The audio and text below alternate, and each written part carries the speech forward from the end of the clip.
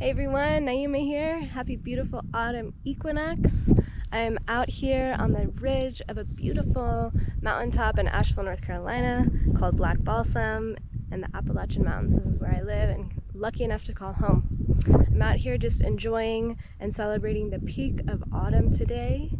And I wanted to pop on here and talk to you all a little bit about the Wheel of the Year.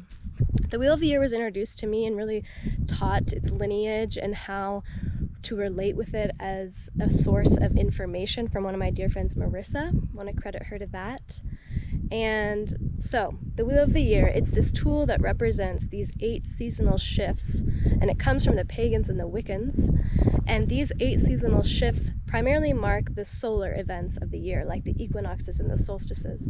And then there's cross sections in between those main events as well that are marked, and those are called the cross quarter days. Acknowledging and celebrating these shifts and seasonal changes is a tradition that has been lost over time. And most ancient civilizations measured time using the seasons, using the sun, using the changes of the earth to measure time as something that is cyclical. The seasons would change, people would die, but nothing was really lost because everything had this way of returning again in this cyclical way.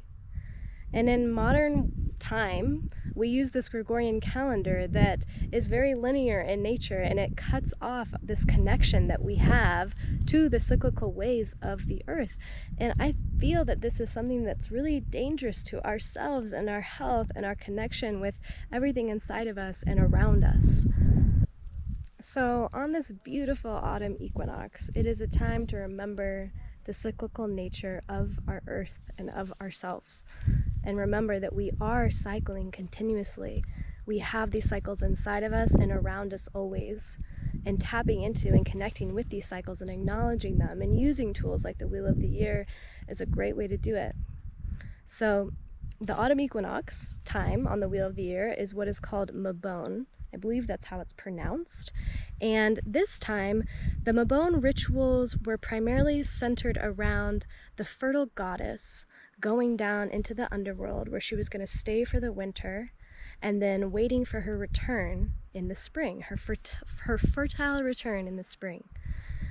And, a lot of these ancient traditions and civilizations had all sorts of stories about gods and goddesses that would go beneath into the underworld and hibernate and then come back in the springtime with the abundance to give and share and fertility and hope and joy for all.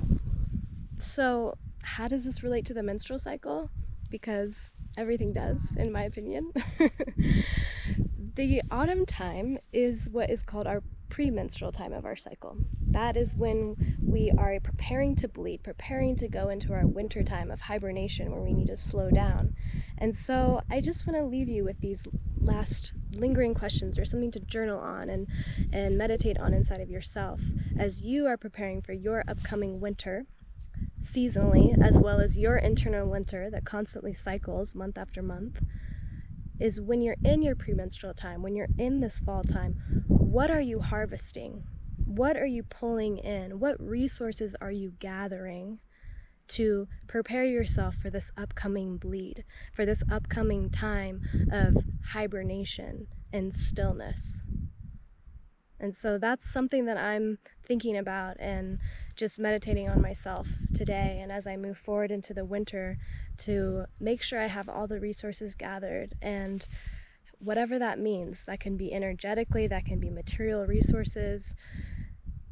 So I leave you with that thought today. Thank you for watching. Happy autumn equinox. Here's a view from the top.